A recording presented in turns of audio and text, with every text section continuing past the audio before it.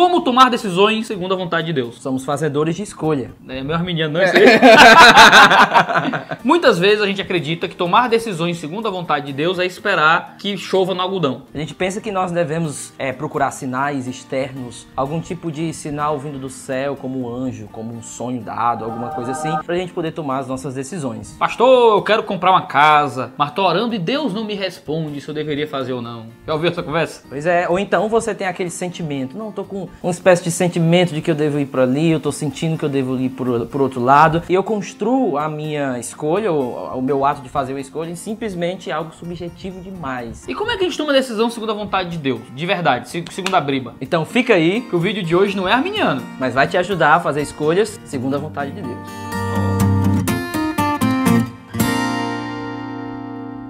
Todos os dias nós temos que fazer escolha. De fato, hoje nós já fizemos muitas escolhas. Hoje, que horas são agora? São umas 4, 5 da tarde? Eu tomei muitas decisões hoje. E você, senhor? 10 da manhã, tá assistindo esse vídeo? 10 e pouco da manhã. A grande questão não é tanto se fazemos escolhas ou não, mas se fazemos escolhas certas ou escolhas erradas. E às vezes a gente fica meio que em dúvida, né? Ah, mas como é que eu tomo decisões? Segundo a vontade do meu Senhor. Porque, na verdade, Deus não deixou uma grande lista pra gente seguir em todos os detalhes da existência, né? Mas como cristãos, nós ficamos preocupados se as nossas decisões são de fato segundo a vontade de Deus ou refletem a vontade de Deus de alguma forma. Então nós temos essa preocupação de sempre nos perguntar, será que o caminho que eu estou tomando, será que a decisão que eu estou fazendo reflete algo da palavra ou ainda é algo da vontade de Deus? É importante que a gente frisar que essa é uma preocupação legítima. Nós temos que nos preocupar se estamos agindo de acordo com a vontade do Senhor em nossas vidas, né? Aquele que me ama, aquele que guarda meus mandamentos, disse Jesus. Se nós amamos Jesus, nós andamos de acordo com a vontade de Jesus para nossa vida. Se nós não nos importamos com qual é a vontade de Jesus para minha vida, então eu não estou vivendo como um amigo, como um servo e como alguém que ama aquele que é o Salvador. A grande questão é que ao tentar descobrir a vontade de Deus ou de certa forma pensar que a escolha que eu estou fazendo é segundo a vontade de Deus, nós meio que criamos uma teoria. Ou geralmente se vê uma teoria criada aí no meio evangélico, que é a seguinte: na hora de tomar uma decisão, eu preciso de certa forma ter meio que um trailer do que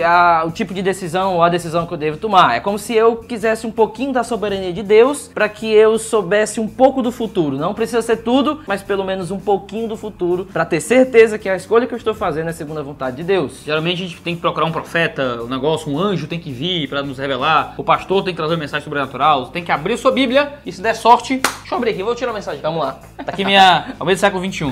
Será que é século XXI é ungida? Vou tirar uma mensagem aqui pro Guilherme agora aqui, ó. Guilherme, minha vida corre perigo constante. Me protege, Guilherme! Eu tô em perigo! Vou tirar outra, acho que não foi bom não. Ó, o Senhor te protegerá de todo mal. Show aí, eu tava em perigo constante, agora eu tenho proteção. É Deus falando, cara, vamos mais uma. Agora, ficaram em Gibeá de Benjamim. Isso tirando quando nós temos sonhos, certos tipos de sonhos que a gente vai tentar desvendar o que eles significam. Eu sonhei com um passarinho que virava um dragão e tal, e eu vou dizer o seguinte, não, eu devia... Apostar no jogo do bicho. Não, isso não pode não. Então a gente meio que criamos uma certa teoria de como descobrir a decisão certa segundo a vontade de Deus. A gente se torna meio que um Sherlock Holmes. Eita. E nós temos que ficar atento para os sinais que Deus dá na rua ou no que passa, no número do ônibus e tudo mais. Na nuvem tem um formato de alguma coisa, né? Tem essas paradas. Fazer prova de Deus. Já fez prova de Deus? Pois é. Vou colocar um negócio aqui, um algodão, é melhor estilo Gideão. Sim. Né? Vou pôr algodão, não vai chover e vai estar molhado, né? Nessas paradas como um jeito de tomar decisões pra tudo. Às vezes tem a ideia de que a paz é o árbitro dos nossos corações. Sim. Então a decisão só é correta se eu sentir paz, né? E às vezes eu estou com medo de alguma coisa. Eu sou um ser humano e vem o medo, será que é aquilo ou não? Não necessariamente está refletindo que aquela decisão é a decisão errada ou a decisão correta, simplesmente pelo que eu estou sentindo, minhas emoções ou algo assim. Quando você foi convidado para ser pastor, você sentiu paz no seu coração? Muito não. Eu quase cago na calça. Na verdade, eu quis correr. A ideia da paz ser árbitro dos nossos corações, o texto está falando de paz entre os irmãos. Da paz, não é arbitrar no coração de todos eles, ser aquilo que guia as vontades da igreja. Não a ideia de que se a decisão te dá paz, então tá certo. Se não dá paz, tá errado. Às vezes as melhores decisões de sua vida não vão te dar paz, tá? Exato. Você vai morrer solteiro, se for nessa brincadeira, porque na véspera do casamento... Sim. E o pior disso é que traz ansiedade. Um Sim. certo tipo de ansiedade que leva a pessoa, às vezes, nem dormir. Às vezes, ficar sempre se perguntando, será que é isso? Será que não é aquilo? Deus ainda não falou comigo. E indo de vigília em vigília, de profeta em profeta, de abrir Bíblia e abrir Bíblia constante. É bom frisar que nós não estamos dizendo que Deus não pode, de certa forma, agir, mostrar alguma coisa, usar algum irmão, usar alguma circunstância. O que nós estamos tentando passar é uma forma mais objetiva, algo mais bíblico de como tomar uma decisão segundo a vontade de Deus. Eu gosto muito de Atos 16, principalmente relacionado à obra missionária. Você tem Paulo tentando fazer a obra de Deus normalmente. Ele não estava esperando Deus dizer onde é que ele tinha que fazer missões. Ele estava fazendo missões, ponto. Aí depois de 6 cidades que Paulo tenta entrar e não consegue, ele tem a visão do homem macedônio, que era Deus se revelando para onde é que ele tinha que ir. A gente não faz isso. A gente não tenta tomar decisões para onde, como melhorar, como servir, como ajudar. E então Deus pode tocar no nosso coração para algum caminho. Não. A gente fica sentado, dormindo na rede, cantando sonda-me, Senhor, como um farol que brilha. Não, a gente fica lá deitado, né? Sim. Como quero trabalhar para meu Senhor, dormindo todo dia, porque Deus não falou ainda. E em Atos 16 não, Deus não tinha falado e Paulo estava fazendo, Paulo estava trabalhando, Paulo estava pregando, ensinando. E em algum momento nesse processo Deus falou. Eu acho legal que também o Kenneth Hagin, se você não sabe, é o grande mito do neopentecostalismo. A gente vai de Paulo para Kenneth Hagin em 2 segundos.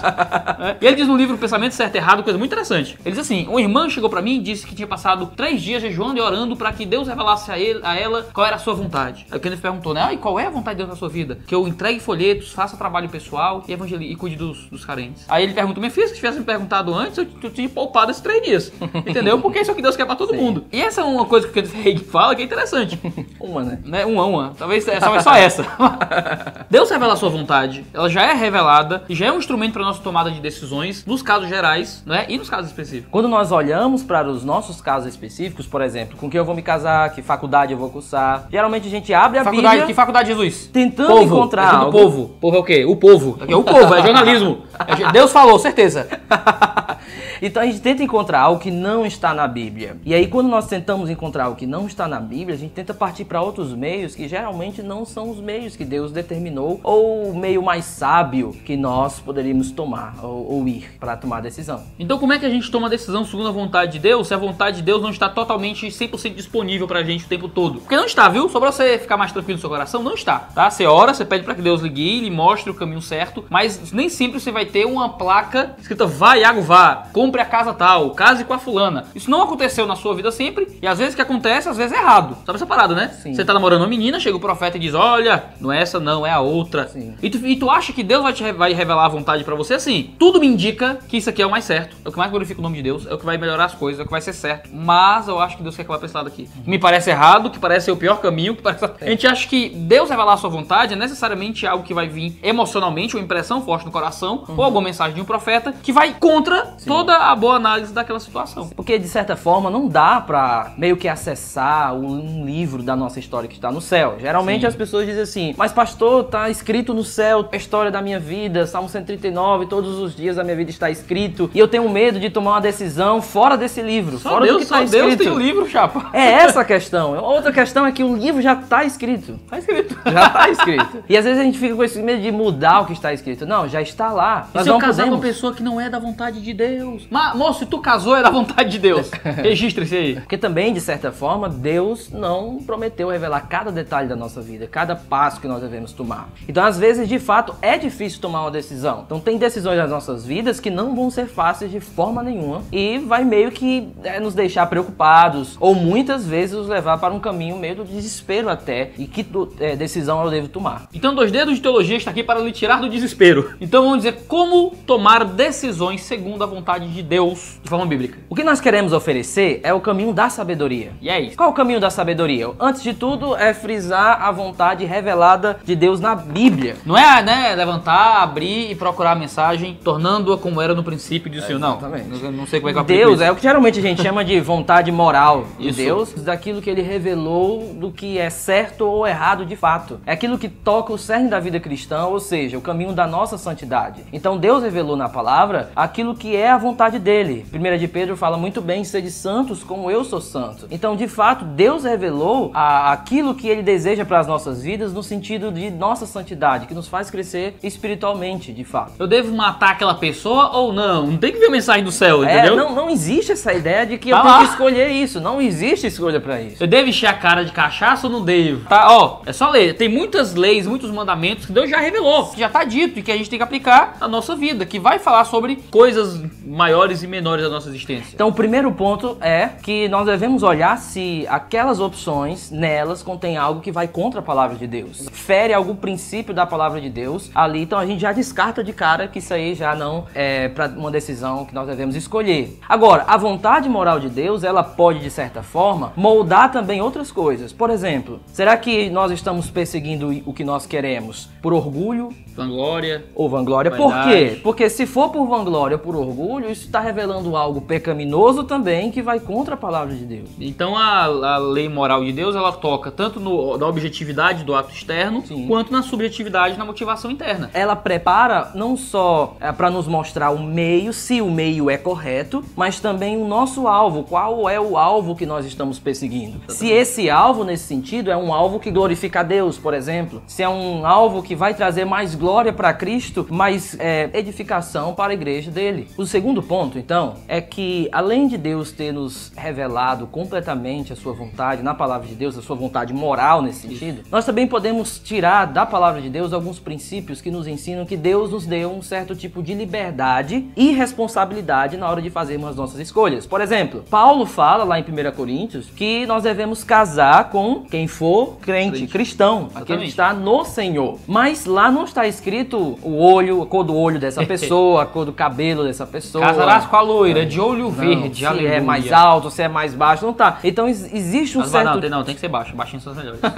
Então existe um certo tipo de liberdade que Deus nos deu. Adão, você pode comer de qualquer árvore do jardim, mas aquela árvore você não pode. Ou seja, existe um certo tipo de liberdade que Deus nos deu. Hoje eu vou comer jaca ou vou comer maçã? Podia, havia uma liberdade. Sim. Todas as árvores comerás. Agora, aquela do pecado não come. Exatamente. Ou seja, quando Deus não proíbe, né, aquela fruta, existe uma liberdade entre todas as frutas permitidas. Porém, junto com a liberdade vem também a responsabilidade. Eita, se eu tenho liberdade para escolher, eu também vou ter responsabilidade nas consequências dessa escolha. Então você tem que ser sábio para tomar boas decisões. A escritura condena que eu faça tatuagem, né? A gente tem um vídeo sobre tatuagem, você pode ver aí já do jeito de teologia. Mas, tudo bem, a Bíblia não condena que eu faça tatuagem, então eu posso fazer tatuagem? Pode, mas, né? Tem as consequências disso. É uma marca que vai ficar no teu corpo o resto da vida. Se tatuou o nome da namorada e ela te larga, tá ligado? Aí se lascou. Não faça isso. Né? Um cara tá dizendo, eu escrevi o nome da minha namorada, era Cida, e ela me deixou. Aí o cara botou Cida e lascou. Né? Isso é uma questão da responsabilidade que toca no cerne da liberdade cristã. Porque, como o Tim Keller uma vez falou, a verdadeira liberdade, ela conhece os seus limites. Se você acha que é livre, mas você não conhece os seus limites, você sempre vai viver no medo de saber se você não vai se dar mal em determinada escolha. Mas quando nós sabemos os nossos limites, então nós podemos ter uma verdadeira liberdade. Imagine várias ovelhinhas e elas têm uma cerca ali ao redor delas, e de repente a cerca quebra e elas passam por aquela cerca e caem lá no penhasco. Ou seja, elas foram além daquele limite estabelecido e elas se deram mal nesse sentido. Ou seja, nós temos a nossa liberdade que Deus nos deu, mas essa liberdade tem os seus limites, porque tem as suas responsabilidades também. E tem que estar dentro daquilo que de fato Deus demonstrou que você pode fazer. Às vezes as pessoas me perguntam coisas assim, pastor, eu posso fazer isso, posso fazer aquilo? Minha resposta é, rapaz, pecado não é, mas também não é pecado botar o dedo na tomada, entendeu? A Bíblia não tem nenhum texto bíblico dizendo, né? Não tem nenhum texto bíblico falando. Mas se você fizer, você provavelmente vai se dar mal, entendeu? Sobre emprego, sobre casamento. Às vezes você tá casado com uma pessoa que, evidentemente, objetivamente, todo mundo reconhece que você vai se dar mal com aquele casamento. Mas a pessoa, não, mas Deus não revelou, ou Deus revelou que é com ela, não sei o quê. Eu tenho um caso de uma colega que ela tava tentando medicina, sei lá, pelo 10º ano. Aí, nossa, mas você gosta muito de medicina mesmo, né? Ela, não, eu não gosto tanto assim, não. Mas Deus revelou pro profeta que eu tinha que cursar medicina. Eu queria fazer mesmo, era direito, entendeu? Entendeu? Então muitas vezes a gente substitui maturidade com espiritualidade. Isso. Já reparou nisso? Exatamente. A gente muitas vezes soa espiritual, não, mas eu tenho que orar pra descobrir a vontade do Senhor, ouvir a voz do profeta através do anjo que vai vir pra mim contar. Não, e às vezes o problema é que você não quer pensar, você não quer analisar, você não quer colocar no papel o certo e o errado, o bem e o mal, se é justo, se não é, os prós e contras pra tomar uma decisão boa. Porque muitas vezes, na verdade, nós queremos nos eximir das nossas responsabilidades. Às vezes a gente tem medo de dizer, não, realmente eu errei e é melhor colocar a culpa em outra pessoa. Não, na verdade eu pensava que era que Deus queria pra mim, não era e tal. E nós acabamos meio que nos precipitando nas nossas escolhas. O que nos leva para o nosso terceiro ponto. Que é justamente o aspecto da sabedoria, né? Deus lhe fornece um senso comum santificado, né? Ou seja, aonde ele não ordena diretamente, ele nos dá liberdade e responsabilidade, mas ele também nos dá sabedoria para fazer as nossas escolhas. O livro de Provérbios é fundamentalmente isso, né? Deus fornecendo sabedoria para tomada de decisão. Você vai lendo o livro de Provérbios, o que você encontra é dizendo, olha, escuta o teu pai, escuta a voz do teu pai, não despreze o conselho da tua mãe. Ó, o tolo é aquele que acha que é sábio, o sábio é aquele que ouve conselhos, veja as coisas pelos olhos do outro, não se acha justo, inteligente e sábio aos seus próprios olhos. O livro de Provérbios é uma grande ode ao conselho. Nesse sentido, quando nós tomamos decisões, nós devemos procurar o caminho da sabedoria, ou seja, buscar nos rodear de pessoas que nos ajudem a tomar essa decisão, pessoas mais sábias do que nós, pessoas que já viveram mais, geralmente os nossos pastores, os irmãos mais velhos da igreja, a própria palavra, os princípios da palavra de Deus, porque isso vai meio que nortear se esse caminho é o melhor caminho ou não. Agora, o grande problema é que muitas vezes nós nos achamos sábios aos nossos próprios olhos. Tem no Dois Dedos um vídeo sobre tolice, você já procura esse vídeo sobre tolice, pra você ver a importância de pedir conselhos e sempre ver o mundo com os olhos dos outros também. Provérbios, ele nos dá esses vários caminhos da importância da sabedoria, e nós vemos lá que Provérbios não trabalha necessariamente em todos os pontos com a ideia de promessa. Se você for por esse caminho, você vai ganhar. O que Provérbios geralmente trabalha é o melhor caminho, a melhor possibilidade para. Exatamente. Você ir por esse caminho, é mais provável que você receba bênção, ou que esse seja o caminho correto, do que esse outro. Então, Provérbios está ali para isso, para nos ensinar que a sabedoria é importante e que, ao mesmo tempo, nós devemos ter cuidado para não nos achar sábios demais, enquanto nós somos realmente tolos. E o quarto caminho é justamente o caminho do descanso, né? Que não é bem um instrumento para tomar decisão, mas que é uma coisa que vem, né? Que surge de uma boa tomada de decisão a partir da vontade de Deus. Ou seja, o quarto ponto é que quando eu tomo essa decisão, sabendo que é de acordo com a palavra de Deus, sabendo também que eu busquei me cercar de sabedoria, procurei ajuda, eu fui atrás, eu orei, eu busquei esses princípios, e eu tomei a decisão de que esse é o melhor caminho, eu posso descansar na soberania de Deus. Não necessariamente eu vou ficar sem emoções. Contentamento não necessariamente é falta de emoções. Significa que eu vou ficar um robô como se eu não tivesse um pouco de medo ou algo assim. Mas contentamento é eu estar diante de Deus apresentando sempre aquilo. Os Salmos ensinam muito isso. Ele está ali com medo de certas coisas, mas ele está diante de Deus. Ou seja, o ponto é que quando eu tomo uma decisão que eu busquei sabedoria, busquei seguir a palavra, eu posso descansar em Deus e dizer, Senhor, agora está em tuas mãos, eu lanço sobre ti as minhas ansiedades, porque eu sei que o Senhor tem cuidado de nós, porque eu sei que aquele que sabe o futuro é o Senhor, então eu não consigo saber o futuro, então eu vou descansar na tua soberania, de que o Senhor trabalha em todas as coisas, em todos os detalhes da minha vida. A gente é muito viciado no certo e no errado. Qual é a decisão certa e errada? Qual é a decisão que é a vontade de Deus e que não é? Às vezes as duas decisões são certas. Às vezes você tem duas propostas de emprego igualmente boas, as duas têm vantagens e desvantagens, qual é a decisão certa? Às vezes não tem, às vezes as duas são dois bons caminhos, às vezes são dois maus caminhos, né? Você tem duas propostas de namoro e as duas são a pá virada, né? Então você tem que, muitas vezes você toma uma decisão, não, mas é aquela outra, pedi salada, mas eu queria sopa, né? Fica naquela onda. Não tem decisão, às vezes não tem uma decisão mais certa, às vezes você tem que escolher entre duas bênçãos, né? Que Deus está dando, e isso muitas vezes é natural e nós temos que ter descanso nisso, né? Também. Então nós podemos tomar decisões erradas sim, sem sabedoria, às vezes rápido demais, sem pensar. Depois disso, o importante é reconhecer que nós tomamos a decisão errada.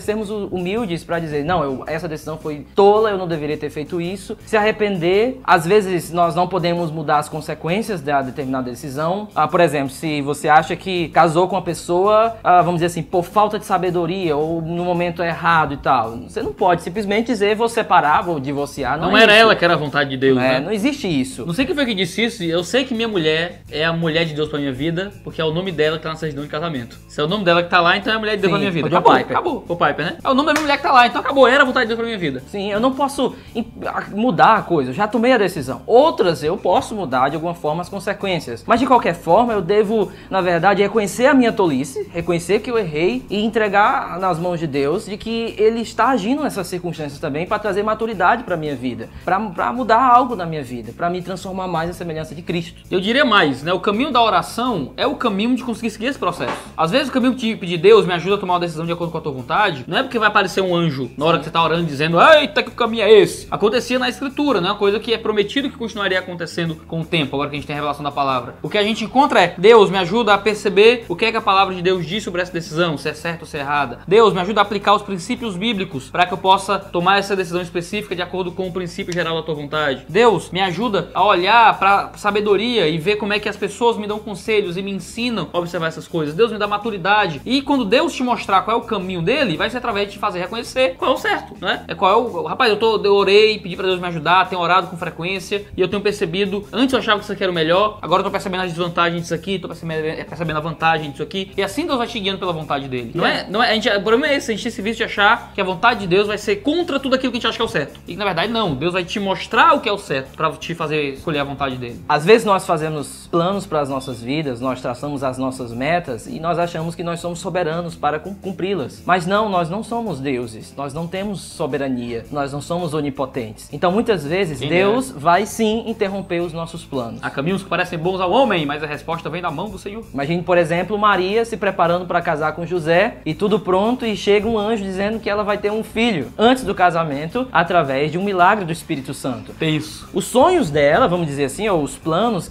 ou o plano que ela tinha foi de certa forma interrompido. Mas como é que Maria age? Ela diz, Senhor, que seja conforme a tua palavra. Ela reconhece que aquele momento era o momento em que Deus estava agindo em Israel. Era um momento diferente na história, então ela se entrega ao plano de Deus. Às vezes, Deus vai sim interromper os nossos planos, através, às vezes, de uma doença ou algo que vem em mim e que vai interromper os planos que nós fizemos. Mas nós devemos, antes de tudo, de fazer orações diante de Deus, reconhecendo sempre que Ele é o Senhor das nossas vidas e que nós somos seus servos. Nós somos os vasos. Ele é o oleiro. Considerando que ainda que a gente falhe nos nossos planos, o plano dele para a nossa vida é sempre perfeito e sempre se cumpre. Porque o plano máximo de Cristo para as nossas vidas é o que está em Romanos 8:28. Sabemos que Deus faz com que todas as coisas cooperem para o bem daqueles que amam a Deus, foram chamados segundo o seu propósito. E você sabia que você pode ser o nosso patrão? Patrão, aquele que depois de analisar de acordo com a Bíblia, ver os princípios bíblicos, a motivação do coração, pedir conselho e observar a realidade,